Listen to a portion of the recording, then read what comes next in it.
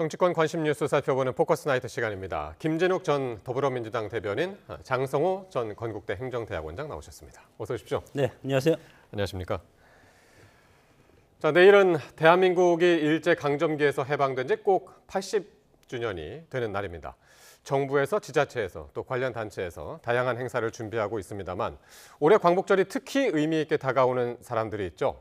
광복절 특별 사면이나 복권이 확정된 사람들입니다. 이 가운데 특히 조국 전 대표는 약 2시간 뒤에 서울 남부구치소에서 출소를 합니다. 정치권의 찬반 논란 속에 수감 생활 8개월 만에 출소를 하게 되는 거죠. 네, 그렇습니다. 작년 12월에 이제 그 대법원에서 최종 확정된 형을 시작했기 때문에 지금 이제 오늘 밤 이제 00시를 기준으로 해서 출소하게 되면 약 242일간의 수감 생활을 마치고 이번 특별 사면을 통해서 이제 자유의 몸이 되는 그런 상황이 됩니다. 아마 조국 전 대표 입장에서는 굉장히 감회가 새로울 것입니다.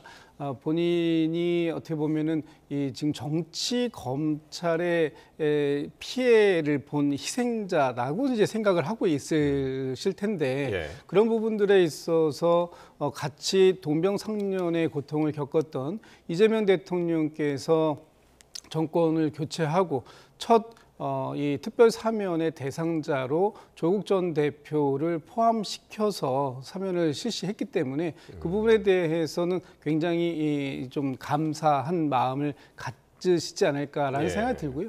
오늘 지금 이제 현재까지 예고되고 있는 내용을 보면 좀 이따가 한 2시간 뒤쯤에 이제 출소를 하게 되면 그 간단한 메시지를 지금 전달할 것으로 그렇게 예고가 되고 있습니다.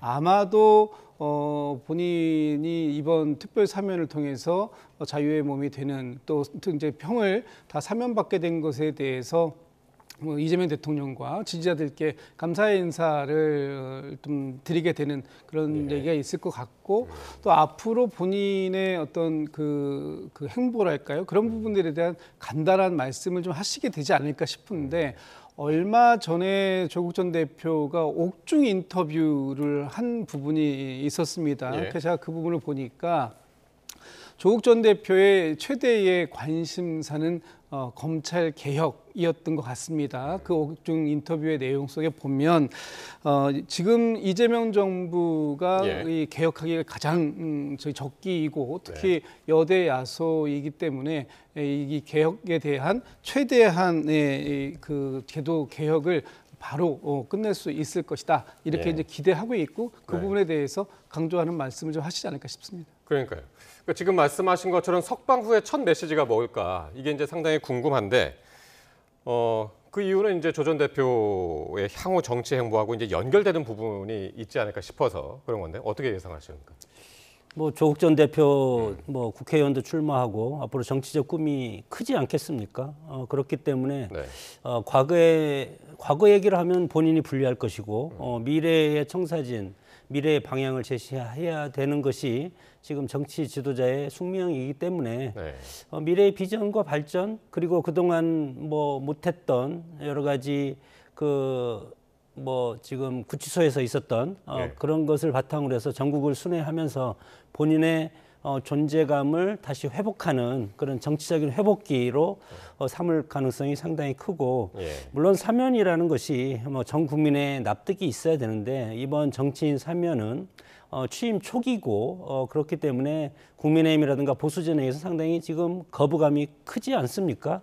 이런 것을 과연 어떻게 조국 전 대표가 이것을 수용을 해서 국민 속의 어떤 정치인으로 다시 자리매김하냐 그것이 상당히 중요한데 조국 전 대표가 지금 이제 석방이 됨으로써 민주당 내 그리고 민주진영 내 여러 가지 차기를 놓고 여러 가지 복잡한 이합집산이 있을 가능성도 크다고 봅니다. 그러니까 이제 앞으로의 행보. 특히 이제 뭐 짧게 보자면은 이제 주말에 조금 휴식을 취한 다음에 다음 주에 국회를 찾는 등의 이제 그런 공개 행보가 지금 예상이 되고 있습니다만은 민주당 박균택 의원이 이런 얘기를 했습니다. 사면이 되면서 이제 조국 전 대표를 향한 측은지심은 해소가 됐다. 검찰 개혁도 이미 완성될 것이기 때문에 조 전 대표가 지금까지 누렸던 인기를 더 이상 누리지 못할 것이다. 이런 얘기를 했네요. 네. 글쎄요, 그 개인적인 의견이실 것 같습니다. 네. 앞으로 이제 조국 전 대표가 정치적으로 어떠한 행보를 갖고 그런 행보들이 국민들께 얼마만큼의 지지를 받을 것인가 하는 부분에 대해서는 뭐 지금 현재의 상황에서 예견하기는 어렵습니다만 이제 모든 것들은 이제부터 새로운 정치를 시작하는 조국 전 대표의 오롯이 몫이다 이렇게 볼 수 있을 것 같고요. 네. 지금 이제 조국 혁신당이 작지만 그동안 이제 뭐 이 개혁의 쇄빙선 역할을 하겠다. 그러면서 검찰 개혁에 대한 강한 의지도 또 표명한 바도 있고 또 정권 교체에서도 이재명 대통령을 당선시키기 위한 많은 노력을 함께 해왔습니다. 네. 그 과정들 속에서 조국 혁신당의 조국 전 대표는 비록 수감 생활을 하는 상황 속에서 그 같이 하지는 못했습니다만 조국 혁신당이 그동안의 역할에 대해서 잘 한 부분도 또 나름 또 국민들께 평가를 받은 부분들이 있고요. 또 또 소수의 정당이기 때문에 조국 혁신당보다는 지금의 이재명 대통령과 민주당에게 더 많은 관심이 이제 쏟아져 나왔던 부분들이 있습니다. 그런 측면에서 봤을 때 박균택 의원의 말씀처럼 조국 전 대표에 대한 이 국민들의 인기 이런 부분들에 대해서 더 이상 누리기 어려울 것이다 이렇게 뭐 예상할 수도 있습니다만 저는 이제부터는 오롯이 조국 전 대표가 앞으로 어떠한 행보를 보이고 그 행보의 결과로서 어느 정도의 국민들의 지지를 받아갈 것인가 하는 부분들은 여전히 관심의 대상은 될 수 있다 이렇게 보고 있습니다. 예. 그러니까 지금 이런 박균택 의원의 말을 통해서 민주당이 그냥 마냥 좋아할 수만은 없는 그런 조금 좀 애매한 입장이 느껴져서 한번 여쭤봤습니다.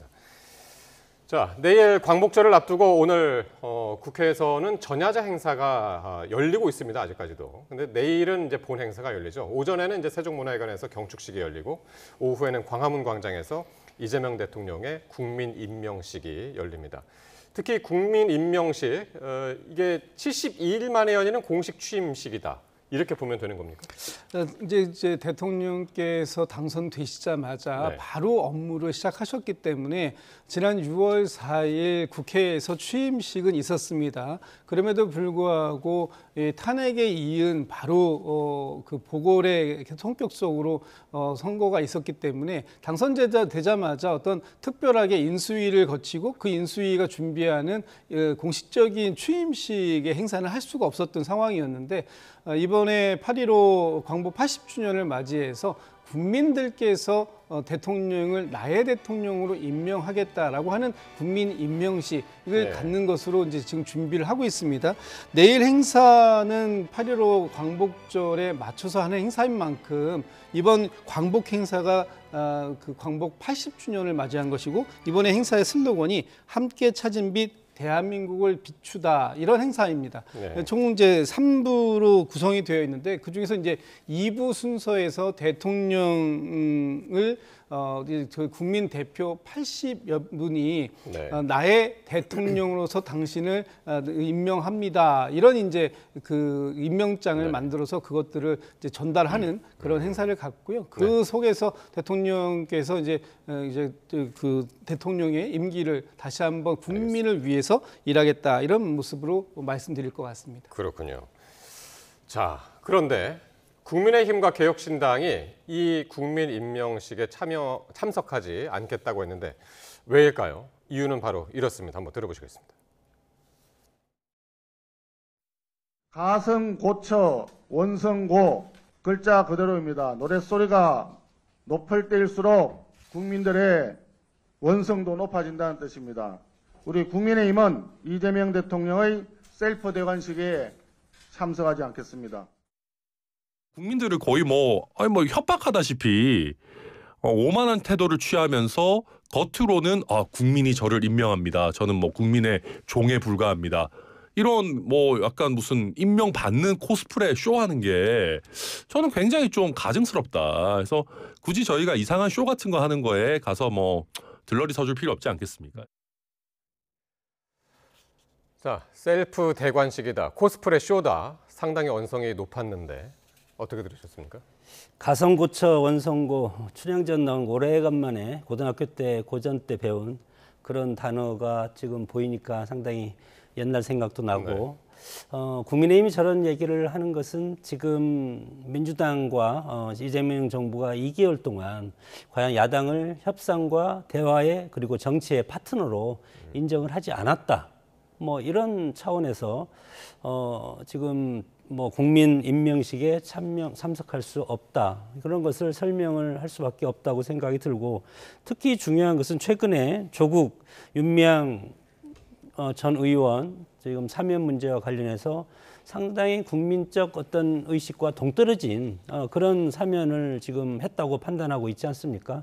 이런 상황에서 정치라는 것은 결국은 통합과 미래 비전 그리고 국민 전체를 끌어안고 앞으로 가는 것이 대통령의 책무고 기본적인 의무인데 지금 뭐 지난번 취임식을 했고 문재인 전 대통령도 마찬가지로 박근혜 전 대통령 탄핵 이후에 그 대선 끝나고 그 다음날 바로 취임식 하지 않았습니까?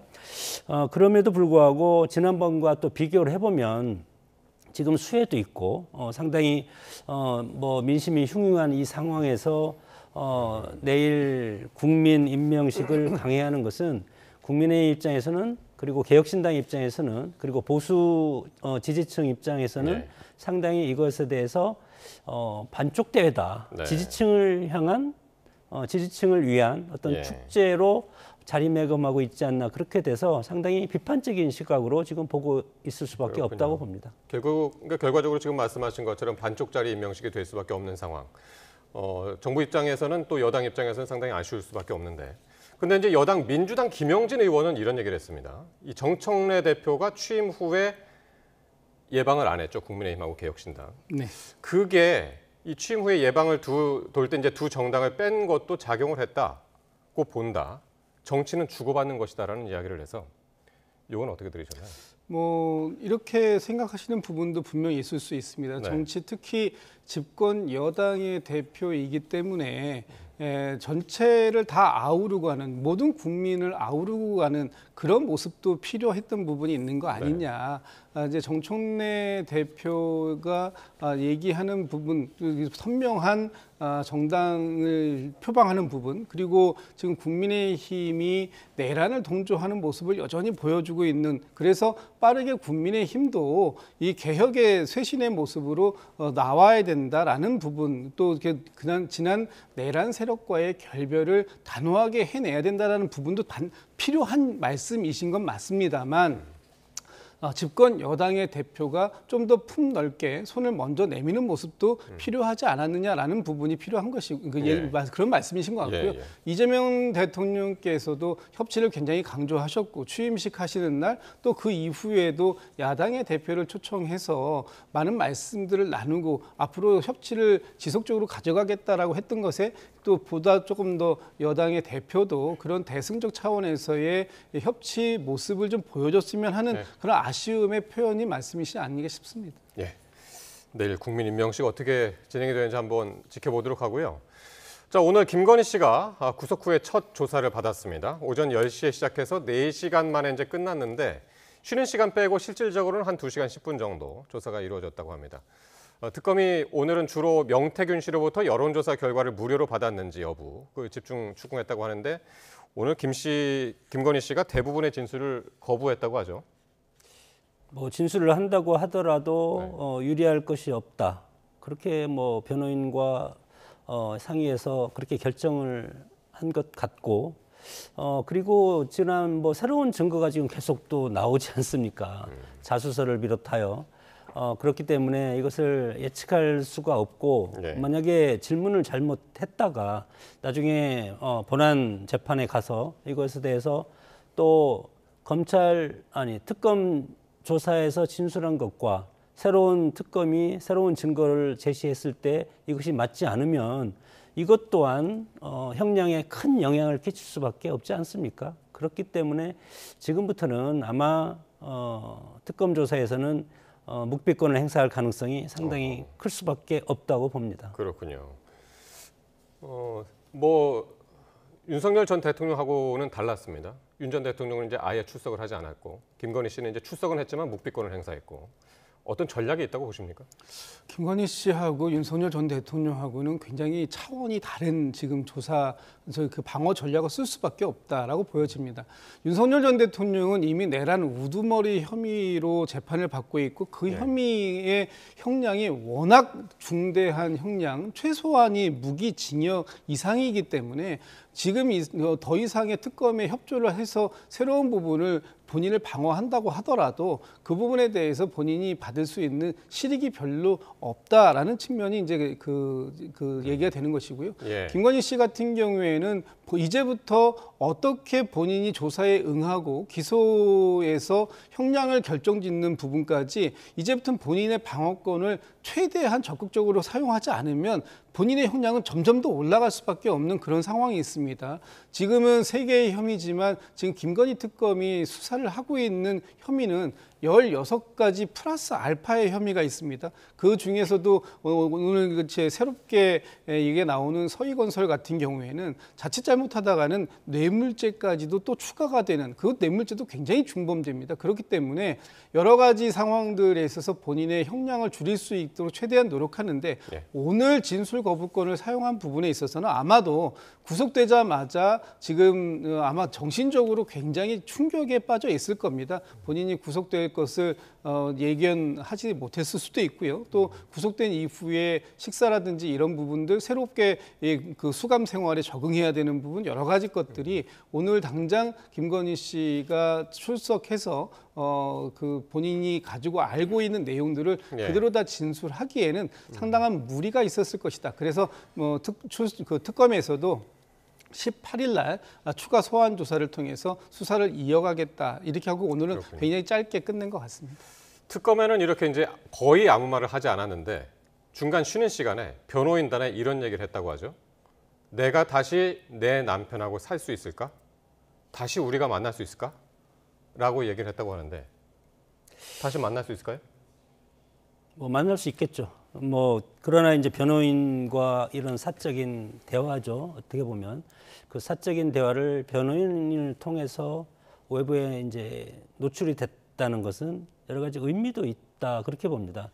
일단은 뭐 처음 첫 번째로 보면은 건강이 상당히 악화된 상태이기 때문에 본인의 어떤 그 약화된 모습을 변호인을 통해서 외부로 알리고 싶은 그런 마음.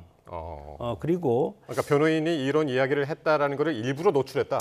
아니 일부러 노출은 아니고 그런 것이 현실적인 그런 모습을 변호인 입장에서는 어떤 의도가 있어서 저는 했다고 보고 두 번째는 이 동정론이 있지 않습니까? 물론 우리 사법 체계에 있어서 부부 동시, 특히 이제 전직 대통령이 동시에 구속되는 것은 역사상 초유이지 않습니까? 그렇기 때문에 국민적 관심도 많고 세계 언론도 관심도 많고 하기 때문에 여기에서 특검이 무슨 뭐 여러 가지 16가지죠. 혐의가 있다고 하더라도 이것을 동시 구속시켜서 여러 가지 뭐 지지층이라든가 외국에서 관심이 상당히 많이 갖는 이런 부분을 지금 본인이 병원에서 건강진단서를 제출했음에도 불구하고 두 분 다 구속을 시켰다는 부분. 그리고 또 하나는 그런 게 있을 겁니다. 지금 윤석열 전 대통령은 이미 구속이 돼 있고 본인이 뭐 자택에서 혼자 있다가 지금 떨어와서 다시 구속이 됐지 않습니까? 그렇기 때문에 심리상으로는 어떤 공황 상태가 와서 자포자기 상태 이런 부분을 변호인들이 걱정하는 심정으로 뭐 이것은 뭐 예를 들어서 언론을 통해서 지지층이라든가 국민이라든가 아니면 재판부에 전하고 싶은 그런 메시지가 있지 않았을까 상상을 합니다. 뭐 어떻게 들으면은 못 만날 수도 있겠다라는 것을 감지하고 뭐 얘기할 수도 있을 것 같고 어떻게 들으셨나요? 저는 지금 방금 앵커께서 말씀하신 것 같은 유의 생각이 드는데 특검의 수사가 본인이 생각했던 것보다는 상당히 날카롭게 압박하고 있다. 그런 차원에서 중형을 면치 못할 수 있겠구나라는 그런 위기의식을 가졌다고 봅니다. 특히 좀 전에도 말씀드렸습니다만 윤석열 전 대통령 같은 경우에는 이미 내란 우두머리 혐의라는 중형을 지금 거의 예고를 받고 있는 상황이고요. 본인 같은 경우에도 지금 이번에 3가지의 혐의만 해도 사실 굉장히 중대한 혐의들입니다. 그 와중에 남아있는 혐의들까지 수사가 마무리돼서 추가적 기소가 이루어진다면 그 형량조차도 굉장히 많아질 수 있다. 최소한 몇 년 아니면 그보다 더 긴 시간 동안 두 사람이 제외하는 것이 사실상 어려울 수 있겠다. 이런 것을 감지한 그런 발언이 아니었을까라고 해석해 봅니다. 그렇군요. 다음 주 월요일에 다시 나오라고 했는데 아직까지 뭐 나오겠다는 확답은 안 하고 있고 건강도 이제 거기에서 이제 또 관여가 될 수도 있고 한 부분이 있어서 다음 주 월요일 상황 지켜보도록 하고요. 자, 이런 가운데 김건희 특검이 국민의힘 중앙당사에 대해서 압수수색을 시도했다가 오늘 새벽에 빈손으로 철수를 했습니다. 통일교의 국민의힘 입당 의혹과 관련한 자료를 확보하기 위한 차원이었는데 국민의힘이 반발이 거셌습니다. 민주당 이야기부터 한번 들어보시겠습니다. 종교 집단의 정치 하청 조직, 주주로 전락했다고 해도 과언이 아닙니다. 특정 종교 집단이 이권을 노리고 거액의 자금과 조직력을 동원해 불법 정치 자금을 뿌리고 대선에 개입했다면 이는 결코 용납할 수 없는 반민주주의 행위입니다. 특검이 들어와서 우리에게 내놓으라고 하는 것은 500만 당원 동지들의 개인 정보입니다. 모 종교단체에 있는 사람들이 누군가의 사주를 받고 우리 당에 입당을 했다, 뭐 이런 이야기를 하고 싶어 하는 것 같은데, 그러면 그 사람이 누군지 개인만 특정하면 되는 거 아닙니까? 왜 그 사람들의 계좌 정보까지 필요합니까? 예, 지금 말씀 들으신 것처럼 국민의힘은 특검이 500만 당원 전부의 명부를 요구한다라고 주장을 했는데 특검은 일부 당원에 대한 자료 협조를 요청했다라고 하고 있고요. 그런데 특검이 가장 통일교로 의심하는 그 20명 명단을 받아서 자체적으로 국민의힘이 당원 명부와 대조를 해봤더니 우리 당 당원인 분이 한 분도 없더라라는 게 국민의힘의 지금까지 입장이죠. 네. 예. 뭐 20여 명을 특검에서 제시를 해서 그것을 내부적으로 확인을 해본 결과 네. 거기에는 통일교 그런 이름이 없었다는 겁니다. 네. 그렇기 때문에 정당은 정말 우리 사회의 어떤 어지러운 혼란을 질서로서 전환시키는 그런 기능이 있고 그것이 정당의 목적이고 그리고 정당의 기본적인 특성은 정당의 개방성과 자율성이 있고 그리고 공천이라든가 정당 내부에서 일어나는 여러 가지 갈등들은 가급적 사정기관, 검찰이라든가 경찰이라든가 그리고 법원에서 정당의 내부적인 그런 일이기 때문에 이것에 대해서는 관여하지 않는 그런 것들이 추세고 지금까지 해왔습니다. 물론 역사적으로 보면 2006년도에 노무현 정부 때 한나라당 압수수색 이런 것도 이제 있었지만 그럼에도 불구하고 그것은 최소한에 그쳤고 또 이번 특검의 내용도 보면은 필요한 경우 그것에 대해서 뭐 자료를 요구할 수 있다 이런 어떤 조항이 있기 때문에 그것을 빌미로 해서 지금 국민의힘을 전격적으로 와서 그 정당 명부를 확인하고자 하는 건데 이것이 지금 뭐 특정 어떤 부분 일정 부분의 일정 명수만 정당한테 하라고 하지만 정당 내부에서는 지금 상당히 특검에 대한 내란 특검이라든가 김건희 특검이 국민의힘 의원들과 의원들에 대해서 상당히 가파르게 지금 압박을 해오고 있지 않습니까? 그렇기 때문에 이 당원 명부를 빌문해서 정당의 내부에 들어오는 것 자체가 그 다음에 확대적으로 했으면 그 다음에 이제 현역 의원들이니까 지난번 계엄 해제를 요구할 때 그 해제 방해로부터 여러 지금 의원들이 소환 이런 것이 상당히 지금 격앙이 돼 있기 때문에 그런 것을 여기서 밀리면 다 죽는다 그런 취지로 지금 강력하게 반대하고 있다고 봅니다. 지금 모습 모습을 보면은 저기 국민의힘 지금 그 당대표 후보들이 지금 다들 집결하고 있는 모습인데 지금 기간이 이제 전당대회 기간이고 전국 순회하면서 합동 연설회를 하고 있는 그런 기간이란 말이죠. 그래서 저 얘기를 듣고 이제 다들 지금 소집을 한 건데 다음 주에 다시 당사에 대한 압수수색을 다시 시도한다고 그러거든요. 그러니까 이번에 압수수색도 이미 협조를 요청했다고 들었습니다. 특히 500만 당원 전체 명단을 요구했다고 하지만 특검에서 밝힌 바에 의하면 전체 당원의 명부를 요구한 것은 사실이 아니고 자료 협조 요청은 특정 명단에 대해서 확인을 요청한 것이기 때문에 그에 대해서는 국민의힘에서도 협조할 의무가 있다. 이것은 저기 법원에서 적법적으로 그 적법하게 발행된 집행영장이 압수수색 영장이기 때문에 이 부분에 대한 공권력에 대해서는 그 국민의힘도 협조해야 될 의무가 있다고 보고요. 네. 지금 이 문제의 핵심은 뭐냐하면 특정 종교 집단이 조직적으로 당원에 가입하고 당의 선거에 개입하려고 했던 의혹이 있는 겁니다. 그 부분에 대해서 홍준표 전 대구시장은 이렇게 말씀하시잖아요. 21년도 대선 경선에 통일교, 더 나아가 신천지 이런 집단 가입으로 본인이 당원들의 선거에서는 일반 여론에서는 이겼지만 당원 선거에서 졌다. 본인이 피해를 본 당사자다. 이렇게 얘기를 하시고 있고 네. 또 건진과 저기 통일교의 윤명호 씨와의 이 문자 내용을 보면 21년도, 22년도에 1만 명 이상의 당원 가입이 필요하다라는 것을 서로 얘기하고 23년도 1월 달에는 저기 권성동 의원이 불출마하게 됐다라고 얘기하니까 무리를 했는데 이거 큰일 났네요. 이런 식의 문자들 주고받은 내용들이 있다면 이 내용들에 대해서 이 의혹을 확인해야 할 의무도 있다. 그런 측면에서 국민의힘이 적극적으로 협조하는 것이 저는 타당하다. 이렇게 말씀을 좀 드립니다. 네. 전당대회 기간이라서 더욱더 지금 민감하게 반응하는 것 같고 김문수 후보는 그 바로 지금 보셨던 그 엘리베이터 앞에서 또 농성을 벌이기도 한 철야 농성에 들어가기도 했었는데 다음 주 상황 또 보기로 하겠습니다. 자, 국민의힘 윤리위원회가 전당대회 합동연설회에서 소란을 피운 이 전한길 씨에 대해서 경고 조치를 내렸습니다. 먼저 한번 발언 들어보시겠습니다. 평당원으로 한 사람으로서 이것은 아니지 않는가 해서 제가 그 배신자 이렇게 해서 칭호를 했죠. 제가 오히려 피해자인데 가해자로 잘못 알려진 것에 대해서 전한기 씨도 본인의 잘못을 시인했습니다. 일단 경고로 하고 가장 큰 주안점이 이런 일이 다시 한번 발생할 때는 또 누군가 징계 요구를 한다면은 그때는 전한길 씨가 아니라 누구라도 중징계를 하자.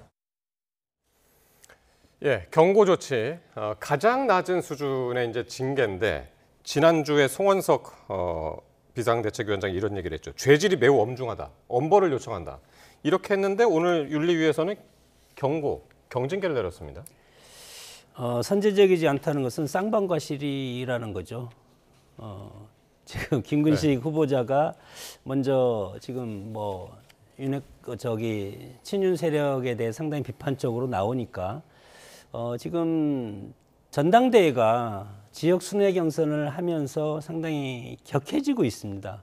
그것은 정당의 어떤 관심도라든가 이런 게 많기 때문에 저는 개인적으로 보면 이렇게 격해지는 것은 상당히 저는 좋은 현상이라고 생각이 들고 그럼에도 불구하고 이제 자극적인 뭐 배신자라든가 뭐 이런 것들을 이제 썼기 때문에 그런데 오늘 전한길 씨는 이것이 선제적이지 않고 그리고 충분히 반성하고 그리고 앞으로 재발 방지는 앞으로 다시 이런 것은 하지 않겠다. 그렇게 해서 지금 윤리위에 가서 소명을 하고 그리고 여상원 윤리위원장도 마찬가지로 이것이 일방적이 아니고 쌍방적인 그런 모습이라고 이제 봐서 일단은 당으로서는 전당대회를 앞두고 지금 뭐 보수 유튜버들도 상당히 지금 지금 뭐 뉴 미디어가 상당히 강세지 않습니까?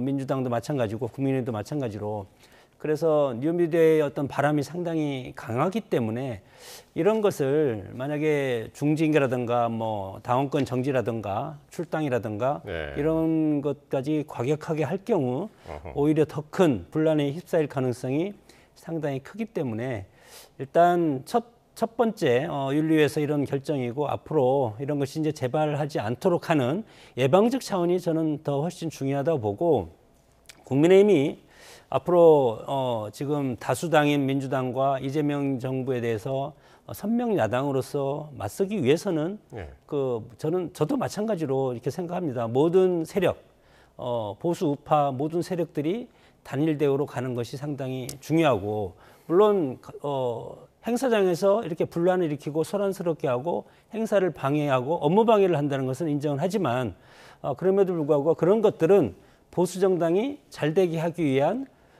본인들의 어떤 그 실수 그런 네. 걸로 생각해서 일단 이번은 더 큰 싸움을 위해서 준비하는 것이 좋다고 생각이 듭니다. 그러니까 앞서서 이제 상당히 이제 지도부가 격앙됐던 것에 비해서 오늘 이제 경징계를 내려서 그 의아한 그런 분위기들이 이제 많았었는데 오늘 이 분위기를 보니까 이렇게 해석을 하고 있는 것 같아요. 그러니까 전한길 씨가 배신자라고 김근식 후보를 비롯해서 배신자라고 외친 것이 먼저 한 것이 아니라 당원들이 먼저 외쳤고 우발적으로 올라가서 전한길 씨가 거기에 합류한 것으로 그렇게 이제 윤리위는 해석을 하고 있는 것 같습니다. 그래서 윤리위에서 어떻게 해석했는지는 잘 모르겠습니다만 지금 그 정도로 해석할 정도라면 송원석 비대위원장께서는 왜 이 부분에 대해서 죄질이 매우 엄중하다라고 얘기를 했을까요? 그리고 그 국민의힘의 전당대회장에 전한길 씨를 출입을 금지까지 시키지 않았습니까? 예. 오늘의 이런 솜방망이 그 징계 이것은 사실상의 징계 쇼에 불과하다 이렇게 말씀드릴 수밖에 없을 것 같고요. 지금 그렇다면 지금 국민의힘은 전한길 씨가 주장하고 있는 윤 어게인 이 부분에 대해서 완벽하게 동의를 하고 있다 이렇게 이해할 수밖에 없는 것이고 윤 어게인을 내세우고 있는 전한길 씨와 함께 지금 이제 내란 동조 세력이라는 그런 평가를 받을 수밖에 없는 것이고 내란 동조 세력과의 절연 이런 부분들에 대해서는 그 단절을 거부한 것이다. 아마 오늘의 이 결과가 가져올 이 후폭풍이 네. 상당할 것이다. 저는 그렇게 보는데요. 이번 전당대회 결과가 어떻게 나올지는 모르겠습니다만 이번 전당대회 결과는 전한길 씨가 국민의힘의 안방을 완벽히 접수했다라는 쪽으로 그렇게 나오지 않을까라고 생각됩니다. 전한길 씨가 오늘 장동혁 후보를 공개적으로 지지를 했습니다. 그게 어디서였냐면 국민의힘 당사 1층이었는데 그때 김문수 후보가 엘리베이터 앞에서 농성을 벌이고 있었는데 김문수 후보 앞에서 장동혁 후보를 지지를 했단 말이에요. 그러니까 지금 말씀하신 대로 전한길 씨가 완전히 장악을 했다. 이런 분위기에서 전당대회에 어떤 영향이 좀 있을까요? 어떻게 보십니까? 뭐 지지했다고 하면 그것에 대해서 전당대회가 이제 뭐 22일이면 이제 발표가 되지 않습니까? 네. 만약에 22일 날 과반 득표가 없으면 23일 날 다시 TV 토론하고 결선 ARS 선거를 하는데 거기에서 정말 전한길 씨가 국민의힘 당원을 장악을 했다면 그러면 장동혁 후보가 당선이 돼야 될 겁니다. 그리고 오늘 보수 유튜버 5개가 각각 유튜브 대표가 네. 최고위원은 누구, 청년 최고위원은 누구, 대표는 누구 각각을 지명한 것이 공식 발표된 게 있습니다. 그럼에도 불구하고 우리 국민의힘 뭐 지금 80만 책임당원과 대의원 그리고 뭐 일반 당원까지 한 500만이지만 이번 투표 ARS는 책임당원만 들어가기 그렇죠. 때문에 80만인가요? 예, 80만 뭐 정확한 숫자는 최근에는 모르겠지만 하여튼 그 정도 되는데 그분들이 뭐 전한길 유튜버의 말을 듣고 김어준 씨, 민주당 김어준 씨의 영향력만큼은 되지 않을 거라고 저는 생각이 들고 네. 그리고 왜 지난번에 TK 연설회 때는 들어갔는데 부산 경선에는 왜 못 들어갔냐 네. 두 가지입니다. 금지시켰죠. 출금시켰죠. 예, 그것이 아니고 들어갈 자격이 없는 겁니다. 네. 첫 번째는 거기는 대의원만 들어갈 수 있는데 일반 당원이기 때문에 1차적으로 못 들어가는 겁니다. 그리고 두 번째는 언론사는 당 선관위에서 공식적으로 비표를 주고 하는데 네. 비표를 발행하지 않았는데 들어온 겁니다. 네. 비표 뭐 교체 그런 것도 있기 때문에 그래서 비표가 없는 언론사는 절대 출입 금지. 그래서 못 들어간 거지. 당에서 일부러 자격이 없어서 못 들어온 거지. 당에서 일부러 출입 금지 시키는 것은 아니었다. 국민의힘은 공식적으로 출입 금지를 시켰죠. 시키기도 했죠. 그러니까 네. 궁극적으로 자격이 없어서 못 들어가는 겁니다. 네. 대의원이 아니기 때문에. 그러니까요. 네. 그걸 비켜서 이제 그 대구 경북대는 이제 들어갔었는데 네, 그렇죠. 그 이후에 이제 들어가지 못한 그런 상황이 됐고요. 자, 오늘 두 분 말씀 여기까지 듣도록 하겠습니다. 김진욱 전 더불어민주당 대변인, 장성호 전 건국대 행정대학원장이셨습니다. 고맙습니다.